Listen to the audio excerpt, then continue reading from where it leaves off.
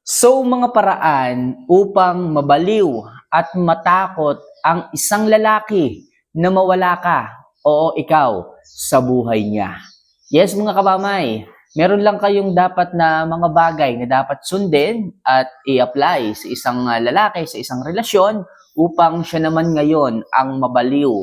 Lagi kang hanapin para siyang maparanoid palagi sa'yo, mabaliw sa paghahabol, okay? At para hindi niya rin kayanin na mawala ka sa buhay niya. Alam ko, marami kayo.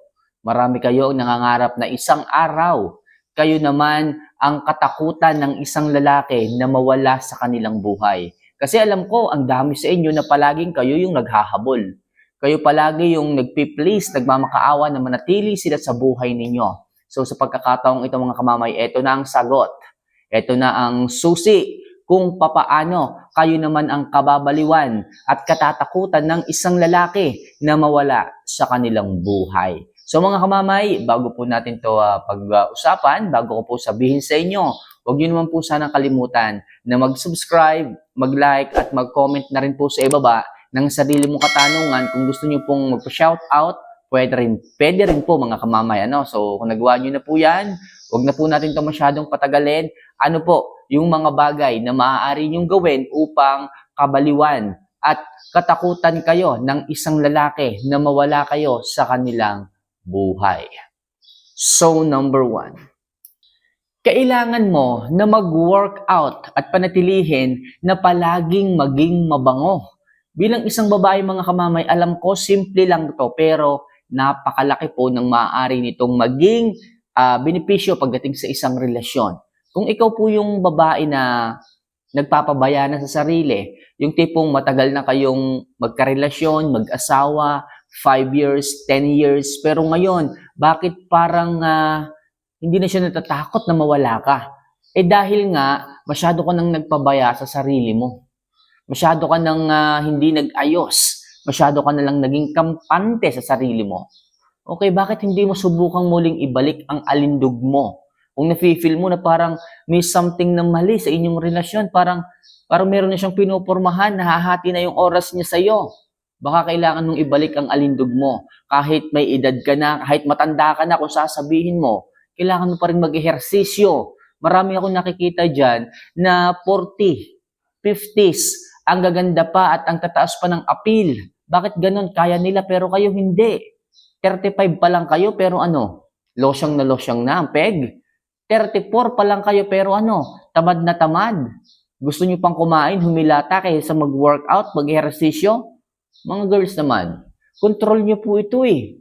Ang pumipigil lang sa inyo, katamaran ninyo eh. Tapos reklamo kayo sa akin ng reklamo. Kamama hahati na yung oras sa akin ng asawa ko eh. Kamama parang nawala na yung pag-ibig sa akin ng asawa ko eh. Anong dahilan? Kasi nga, napabayaan mo na yung sarili mo. Kung gusto mo na mabaliw muli sa iyo ang isang lalaki, matakot na mawala ka, kailangan bigyan mo siya ng dahilan. Kailangan bigyan mo siya ng rason kung bakit kailangan niyang matakot na mawala ka. At nakikita kong rason, dapat kailangan niyong mag-workout. Mga lalaki yan. Mga visual creatures yan. Kung ano nakikita ng mga yan, kung ano yung nakikitang maganda, masarap, yun ang kanilang pupuntiryahin. Kaya ikaw, kung nalalaos ka na, bakit hindi mo muling ibalik ang sipag mo? Sipag mo nang ibalik. Para sa ganun, magawa mo yung pag-workout, pag-ehersisyo, pag-jogging, at syempre, pagiging mabango mo. Kung dati ang bango-bango mo, amoy ka dati ano bang tawag doon? Yung mga mamahaling mga prescripto, yung mga ganyang klase ng pabango, kung ano-ano pa, basta mabango ka dati. Ang bango-bango, amoy ka dati, amoy dalaga ka talaga dati. Yung tipong amoy bulaklak. Pero ngayon, wala na eh. Hindi na maipaliwanag kung anong amoy mo ngayon. Balik mo muli yan. May mga pabango naman dyan na budget meal pero talagang nakakaakit. Gamitin mo yon. Isang banda yan ang unang tips ko mga kamamay. Kailangan mag-workout, mag-ehersisyo, ibalik yung alindog, at syempre maging mabango kayong muli para ang isang lalaki mabaliw at matakot na mawala ka sa buhay niya. So next, huwag mo masyadong i-validate ang isang lalaki. Yes, mga kamamay, masyado kasi kayong showy. Hindi naman masamang maging showy, pero yung validation masyado nyong ibinibigay sa isang lalaki. Kamamay, anong ibig mong sabihin masyado kong ibinavalidate yung lalaki? Masyado mong sinasabihan na, babe, hindi ko kayang mawala ka sa buhay ko. Babe, hindi ko alam kung ano magiging buhay ko pag nawala ka. Babe, ikaw lang at wala nang iba at hindi ko kakayanin pag nawala ka sa buhay ko. Yung mga ganyang salitain, oo, gusto mo lang pakiligin yung lalaki pero over-validation na yung nangyayari. Over-validation ang nangyayari pagdating sa isang lalaki na nagiging permiso nila para magloko. Kasi isinisink-in nyo sa utak nila na kahit anong gawin nilang mali, kahit anong gawin nilang pagluloko, is nandyan pa rin kayo na may babalikan. Na nandyan pa rin kayo na handang sumambot sa kanya kahit na magkamali siya. Which is over-validation, yung ginagawa ninyo na yan. At ayoko na gawin sa inyo ng isang lalaki ang pagluloko dahil lamang sa ma-over-validate nyo sila. Kaya hanggat maaari mga kamamay, iparamdam nyo na lang yung pagmamahal at huwag nyo na lang po sabihin sa kanya palagi. Okay, ang hirap kasi sa inyo, ganyan kayo eh. Mga babae, na-inlove lang kayo pero naging mga tanga na kayo pagdating sa pag-ibig eh. Iparamdam nyo na lang yung pag-ibig, huwag nyo masyadong sinasabi talaga ng sobra-sobra. Pwede kayong magsabi, sabihin mo, babe, I love you. O babe, mahal kita. Yun lang. Huwag nyo na masyadong suwitan. Huwag nyo na masyadong i-over-validate kasi makakasira din po yun ng relasyon eh. Binibigyan nyo lang ng idea o permiso ang isang lalaki na gumawa ng pagkakamali sa inyo at sa pagkakataong yan, pag na-over-validate nyo ang isang lalaki, hindi sila matatakot at mababaliw sa inyo kahit kailan pa man. So next, huwag ka masyadong mag-focus sa isang lalaki imbes sa sarili at sa sarili nyong pag-i-improve. Yes mga kamamay, lagi ko sinasabi sa inyo, huwag nyong habulin palagi ang lalaki. Huwag niyong i-please palagi ang isang lalaki. Sapagkat walang mangyayaring maayos, maganda sa inyong relasyon kung palagi kayong hahabol-habol at bubuntot-buntot sa kanya. Naiinis din po yung mga lalaki sa ganyan. Ang gusto po ng mga lalaki is pinag-iisip po sila. Okay? Nagpapamiss po kayo sa kanila. Pero yung palagi siya na lang palagi tatawagan ninyo. Siya na lang palagi ang laman ng isipan ninyo. Lagi kayong tawag ng tawag, tapos ang gusto mo pa, laging nag-update sa inyo yung lalaki. Nakakairita po yan.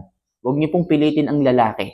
Kasi po, pag pinipilit niyo po yung lalaki sa isang relasyon, sabihin niyo, babe, gusto ko lagi ka nag-update sa akin. Gusto ko kung saan ka man pupunta, mag-chat ka sa akin kung nasaan ka, magsabi ka. Huwag pong ganun mga kamamay. Kasi hindi po gusto at ugali ng isang lalaki yung ganun. Yung palagi siyang mag-update sa inyo, nagkakalalaki, laging mag-update. Ayaw po ng mga kalalakihan yung ganyan. Okay? Kaya please mga kamamay, lagi ko sinasabi sa inyo, unahin niyo po ang sarili ninyo. Huwag kayong mag-focus sa mga lalaki, huwag kayong mag-focus sa pagkahabol.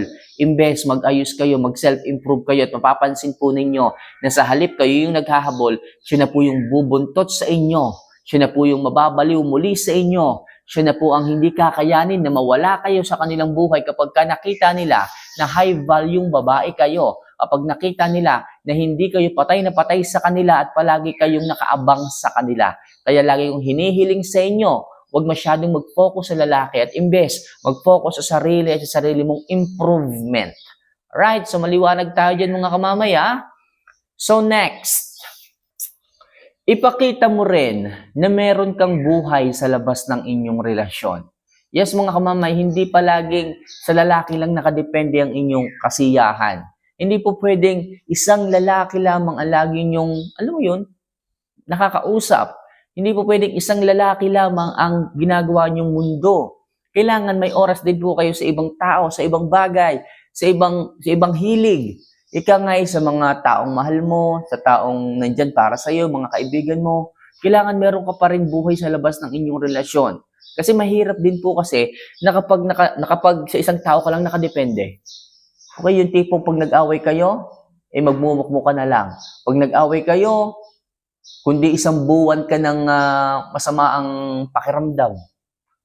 Masarap ba sa pakiramdam ng tipong may pagsasabihan ka ng nararamdaman mo, pinagdadaanan mo, kahit sa mga taong mahal mo sa buhay, sa nanay mo, sa tatay mo, sa mga kaibigan mo, yung mga trusted na kaibigan na, huwag kang pipili ng talagang pagsasabihin mo tapos i-chismis ka rin sa iba. Hindi ganon. Ang sa akin mga kamamay, magkaroon kayo ng buhay sa labas ng inyong relasyon, yung tipong meron kayong ibang source ng happiness, hindi lang sa isang lalaki, hindi lang sa asawa mo, hindi lang sa kaibigan mo. So, gawan niyo po ng paraan yun. Para kahit papano, hindi lang sa iisang mundo umiikot ang inyong buhay. Hindi lang sa iisang tao umiikot ang inyong mundo. Okay? And last, pataasin ang status mo at ibalik ang pagiging high value mong babae. Yes, mga kamamay, ito po yung huli nating tips sapagkat makakatulong po ito upang matakot po ang isang lalaki na mawala ka sa buhay niya. Kailangan itaas niyo po ang inyong status. Yung tipong, yung trabaho po ninyo, igihin po ninyo. Pataasin niyo po ang posisyon ninyo hanggat maaari, hanggat kaya. Okay? And syempre, maging high value yung babae ka. Yung tipong hindi lang ikaw nakadepende sa isang lalaki. Okay, yung iba kasi dyan, masyado nang nakadepende sa lalaki, halos iniasa na sa kanya ang lahat. Iniasa na lahat ng pangangailangan sa lalaki. Ayaw man lang tulungan. Kung pares kayo may trabaho, mga kamamay, kung pares kayo may trabaho, sikapin mong mapataas ang status mo, ang sahod mo, para sa ganon hindi ka maliitin ng isang lalaki. Para sa ganon hindi ka hayaang mawala sa buhay ng isang lalaki kapag high value ka. Especially hindi lang sa pera, sa pag-aayos, sa status mo, tapos isa mga skills mo, lahat i-improve po ninyo. Yung pagiging high value babae, gawin niyo po yun. Makakatulong po yan upang hindi po maging maliit ang tingin sa iyo ng isang lalaki. Hindi yung tipong lalaki ang ulo ng isang lalaki dahil sa kanya ka umaasa. Lagi kang nakadepende sa kanya. Please, itaas niyo po ang status ninyo at yung pagiging high value yung babae ninyo. Makakatulong po yan upang matakot o mabaliw muli sa inyo ang isang lalaki. So for more video and love advice na kagaya nito mga kamamay, huwag niyo po sanang kalimutan na mag-subscribe, mag-like at mag-comment na rin kung gusto niyo magpabati o kung ano pa man. So see you for our next vlog. Mahal ko po kayo. Paal.